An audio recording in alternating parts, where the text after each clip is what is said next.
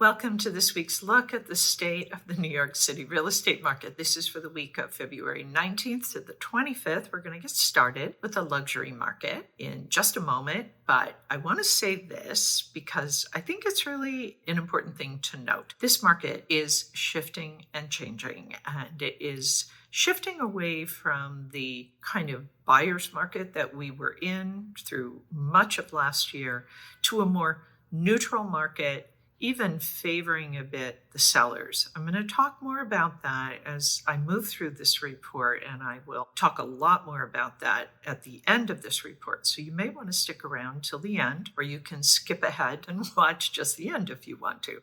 But definitely some interesting changes that have been going on in this market, and probably more to come as we head further into the spring market. Okay. That's enough of that. We're going to get started, as I said, with the luxury market. Then we're going to cover the Manhattan market and the Brooklyn market, what happened last week, what looks like is happening overall, and what looks like is coming down the road.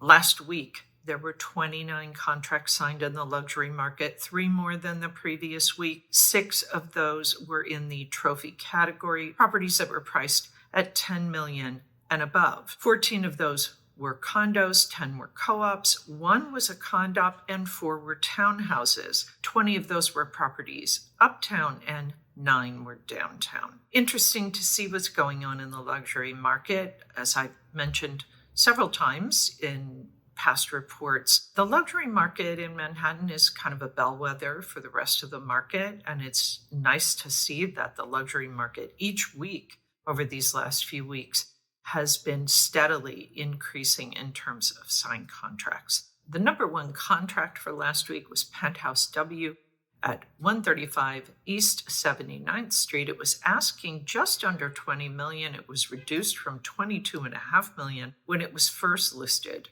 at the end of November. It is a duplex, it is a condo, it is a penthouse. It has just under 5,100 square feet. It includes 5 bedrooms, 5.5 bathrooms, and 2 terraces that total 773 square feet. The living room has a fireplace. The formal dining room opens onto 1 terrace, and the other terrace is off the kitchen, the den, and the 5th bedroom. The amenities in this building include a doorman, a concierge, a fitness and yoga room, bike room, a lounge with a catering kitchen, and a landscaped courtyard. Nice building, very nice, beautiful apartment. So congratulations to those buyers and those sellers. The number 2 contract was 7A at 27 Wooster Street. It was asking just under $19 million. It was listed back in April of 2023. It is a full floor condo. It has 5,075 square feet. It includes 4 bedrooms and 4.5 bathrooms. It has a little balcony off a bedroom hallway. It features a corner living room, 30 by 32 feet. It has windows on 3 sides. It has a 28-foot master bedroom with a giant bathroom and 2 large walk-in closets. A parking spot was also included in the sale, which is always nice to have if you live in Manhattan. The amenities in this building include a 24-hour attended lobby and a fitness room. Okay, that's it for the number 1 and number 2 contracts for last week. We're going to take a look now at the stats for last week. The total weekly asking price sales volume, $233,994,500. Average asking price, $8,068,776. Median asking price, $6,500,000. Average discount from original ask to last asking price, 7%. Average days on market, 503. Okay, that is it for the luxury market. Again, nice showing, 29 contracts. 3 more than the previous week.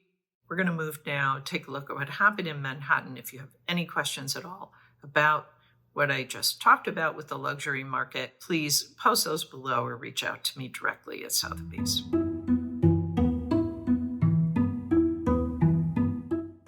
The supply in Manhattan was down a bit, almost 6%, 312.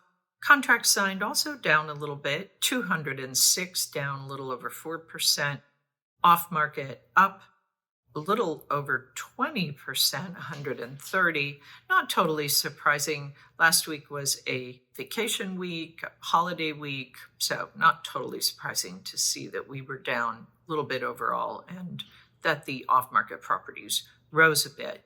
The supply for the month, 1,276. That is up almost 32%. Contracts signed over 38%, 903. Off-market down a little over 13%, 478.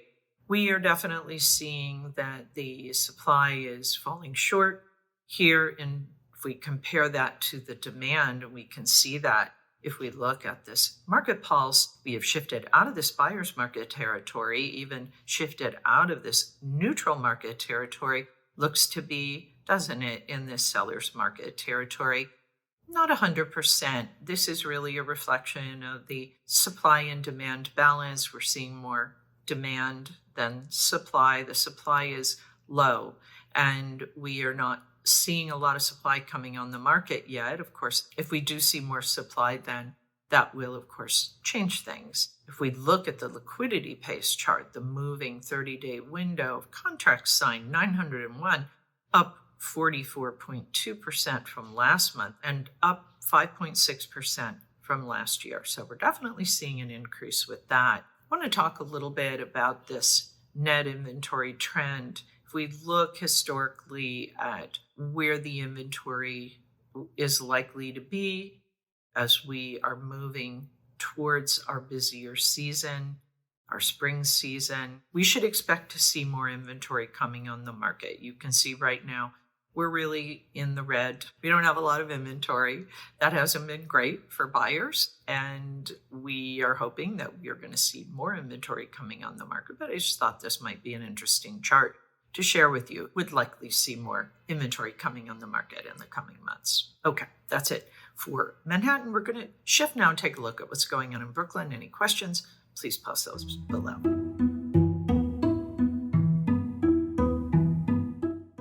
Brooklyn, we also saw the inventory down last week, 154, down almost 7%. Contracts signed, 110, down 6%. Off-market, that was up 59, up a little over 11%. The 1 month look shows that the supply is up just a fraction, a little over 3%, 679. Contracts signed up 20%, 509 for the month. Off-market down a little over 25%, 244. So what does this mean for Brooklyn?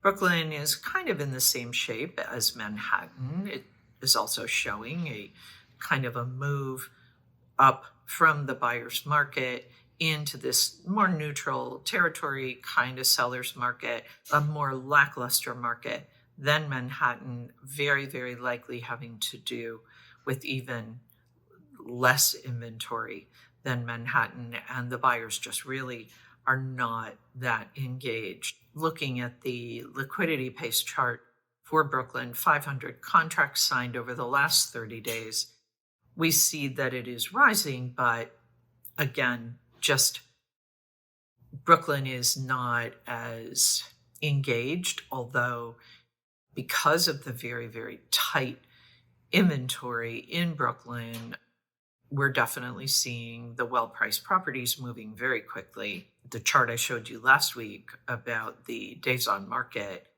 also says that we're seeing even less negotiability for those Brooklyn properties if they're priced well. If we look at the net inventory trends, we see that, yes, we should be seeing some inventory projected to come on the market if we look at if history is any indicator, but not exactly as rosy a prediction as we are seeing historically in Manhattan. So will we see a lot of inventory coming on the market this spring in Brooklyn? We haven't seen a lot if you look historically at this chart, but we could hope that we will see certainly more inventory than we have now. That would be very good news for the buyers, and it would definitely help the Brooklyn market become a little more active. Okay, that is it for the Brooklyn report. Any questions, post them below. I'm going to shift over now and kind of sum everything up for you, give you my thoughts and my takeaways. So as promised, I'm going to give you my thoughts about this market that has changed a lot since last year. And we'll start with recapping the luxury market. 29 contracts signed, definitely up from even last week. Every week, we're seeing more and more contracts being signed in the luxury market. Again, as a reminder, this is for properties that are priced at $4 million and above. 6 of those were in the trophy category, meaning they were priced at $10 million and above. 20 were uptown, 9 were downtown. Most of them were condos, 14. 10 were co-ops, 1 was a condop, and 4 were townhouses. In the Manhattan and Brooklyn markets, we are seeing overall, both Manhattan and Brooklyn, the supply is low. We are seeing that Manhattan is staying a little more on trend. Brooklyn is a little less than trend. It's down. It is below where it was last year.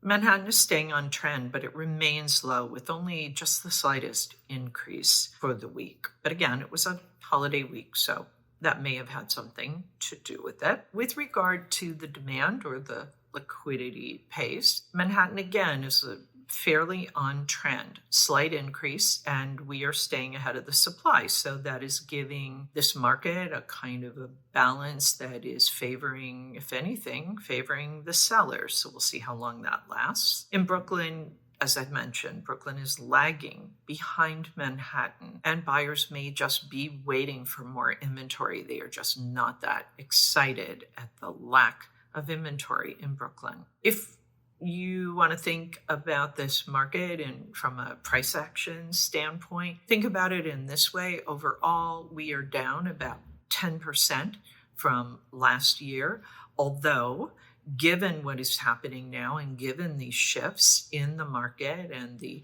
kind of change in the dynamic, we may be seeing that we will start to make that up. As you know, the data comes in a bit slowly for us. Usually it takes a couple of months for us to get our data. So it's hard to know whether the deals that are being made right now are being made at those, are being made at those lower prices, or if the sellers are starting to stick to their guns a little bit and the buyers are stepping up a little bit more. Time will tell. Okay, so what does this all mean? If you're a seller in this market, the peak listing season begins in March and it will run through May, maybe June, if we're lucky. These are the best listing conditions that we have seen since last spring, so take advantage. Prices are down 10% from last year. We may be seeing some rebound, but do keep your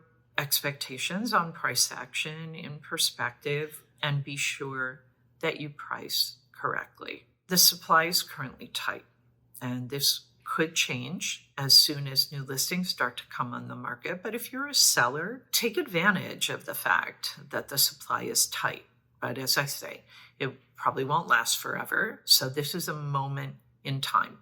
This does give sellers a bit of leverage because they just have less competition. As I said last week, and I'm going to say it again, time is not your friend. Time is not the friend of a listing on the market. This is an election year, and as always, just, time is time and things happen over time. Things don't stay the same. So my suggestion, and I showed you that days on the market chart. So you want to get on the market, get your deal done in the first 30 days if possible, and then get off the market as quickly as you can. All right, those are my thoughts for sellers. Buyers, your peak buy-side leverage is very likely behind us. And you do still have some leverage of price action in your favor, at least for the moment.